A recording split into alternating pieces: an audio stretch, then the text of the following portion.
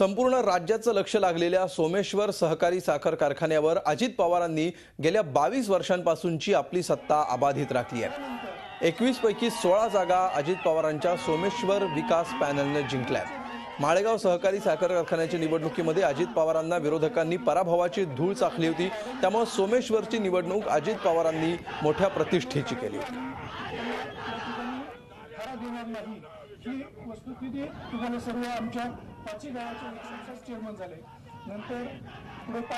याविषयी आपण अधिक माहिती घेऊया। आमचे प्रतिनिधी राहुल ढवळे सध्या आपल्या सोबत आहेत।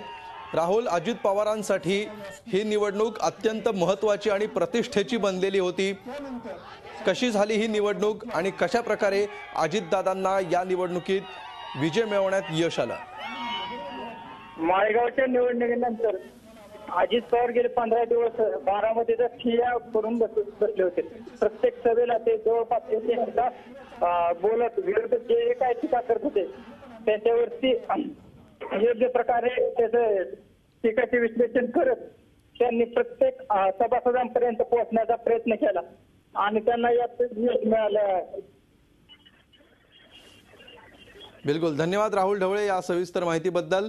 अजित पवार गेल्या 15 दिवसांपासून ठाण मांडून होते या कारखान्याच्या निवडणुकीसाठी आणि अखेर 16 जागांवर त्यांचं पॅनल विजयी झालेलं आहे आणि 22 वर्षांची सत्ता अजित पवारांनी अबाधित राखली आहे। अजित पवारांनी धनशक्तीचा वापर केल्याचा आरोप विरोधक आणि सोमेश्वरचे माजी अध्यक्ष शहाजी काकडे यांनी केला आहे।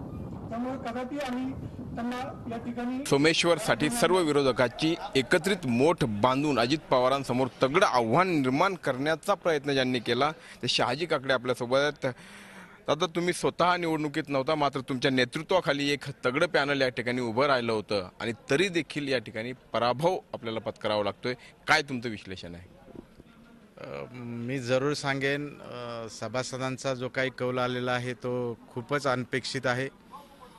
विशेषतः माळेगावचा निकाल आल्यानंतर निश्चितपणानं सर्वांच्या स्वाभाविक अपेक्षा होत्या की सोमेश्वरमध्ये सुद्धा यावेळी बदल होणार अशा पद्धतीचं चित्र सर्वत्र होतं। आज जो काही कौल प्रत्यक्ष मतपेटीतून बाहेर आला तो खूपच धक्कादायक अशा पद्धतीचा आहे आणि ही जादू हा चमत्कार कशामुळे घडत असतो निवडणुकांमध्ये याबाबत मी स्वतः आज त्याबाबत काही वाच्यता करणं योग्य मला स्वतःला वाटत नाही।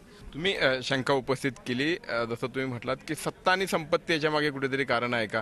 कारण ज्या पद्धतीनं तुम्ही एक मोठं आव्हान निर्माण केलं होतं मात्र निकाल विरोधात येतात। निश्चितपणानं निवडणुका जिंकण्यासाठी जे काही तंत्र वापरलं जातं त्यामध्ये सत्ता संपत्तीचा उपयोग निश्चितपणानं खूप महत्त्वपूर्ण ठरत असतो आणि माळेगाव कारखान्याच्या निकालानंतर समोरच्या सत्तारूढ गटानं खूप सावध होऊन सामदामदंड सगळ्या तंत्रांचा वापर या निवडणुकीमध्ये केलेला आहे निश्चितपणानं आणि त्याचा परिपाक या निकालामध्ये दिसतोय। त्यांनी सांगितलं की अस्तित्वाची लढाई असली तरी अस्तित्व संपणार नाही, लढा याचा अर्थ या पुढच्या काळातही सुरू राहणार आहे।